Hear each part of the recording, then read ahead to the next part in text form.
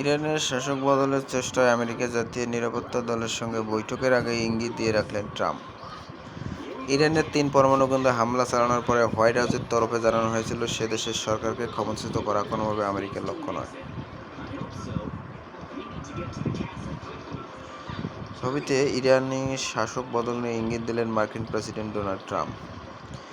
আমেরিকার প্রশাসন এর আগে যাই বলুক, প্রেসিডেন্ট ডোনাল্ড ট্রাম্প অন্য ইঙ্গিতই দিয়েছেন। সংবাদ সংস্থা এপি জানাচ্ছে, ইরানের শাসক বদলের সম্ভাবনা নিয়ে ভাবনা চিন্তার ইঙ্গিত দিয়েছেন তিনি।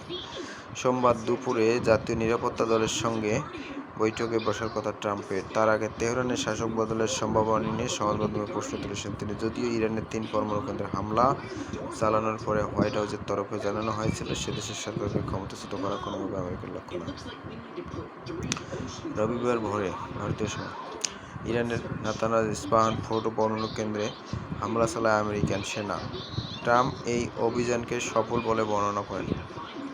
আমেরিকার ভাইস প্রেসিডেন্ট জেডি ভান্স অভিযানের পরে বলেন, আমাদের দৃষ্টিভঙ্গি খুব স্পষ্ট, আমরা শাসক বদল চাই না, ওদের পরমাণু কর্মসূচি বন্ধ করতে চাই। তারপরে ইরানিদের সঙ্গে দীর্ঘকালীন সমঝোতা নিয়ে কথা বলতে চাই।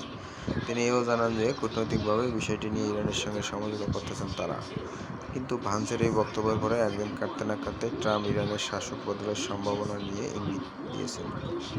ট্রাম্প পরিবার সমাজ মাধ্যমে পোস্ট দিয়ে লেখেন, কেন সেখানে শাসক বদল হবে না। তিনি আরও লেখেন, শাসক বদল শব্দটা ব্যবহার করা রাজনৈতিকভাবে ঠিক হবে না, কিন্তু যদি ইরানের বর্তমান শাসক সে দেশের শ্রেষ্ঠত্বের পর্যায়ে নিয়ে যেতে ব্যর্থ হয়, তাহলে কোনো শাসক বদল হবে না। তারপরেই জল্পনা শুরু হয়েছে, তবে কি এবার ইরানের আয়াতুল্লাহ আলী খামেনি সরকারের পতন ঘটাতে চাইছে আমেরিকা? এর আগে ইসরায়েল ও ইরানের শাসক বদল নিয়ে পরস্পর বিরোধী কথা বলেছে। ইসরায়েলের প্রতিরক্ষা মন্ত্রী ইসরায়েল কাৎজ দাবি করেছিলেন, আয়াতুল্লাহ আলী খামেনি ইরানের মসনদে থাকতে পারেন না।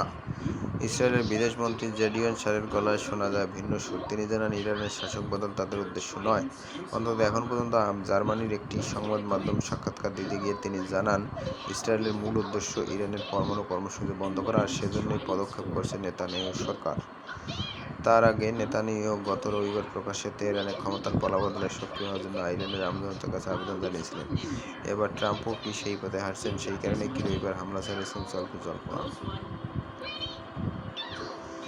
ইরানের পরমাণু কেন্দ্রে আমেরিকার হামলার পরে ওই অঞ্চলের অন্য দেশগুলো উদ্বেগ প্রকাশ করেছে। প্রশ্ন উঠেছে, হামলার পরে কী অবস্থা? 3 পরমাণু কেন্দ্রের তেজস্ক্রিয় বিকিরণ কী হচ্ছে? ইরান অবশ্য জানিয়ে দিয়েছে, ভয়ের কিছু নেই, পরমাণু কেন্দ্রগুলি কোনো ক্ষতি হয়নি, যদিও বিভিন্ন সংবাদ মাধ্যম অপূর্ব চিত্র প্রকাশ করে ভিন্ন দাবি করছে। এই আবহে সোমবার ইরানের পশ্চিম কেরমানশাহ শহরে হামলা চালিয়েছে ইসরায়েল। এই পরিস্থিতিতে আন্তর্জাতিক বাজারে দাম বাড়ার চিন্তা করছে।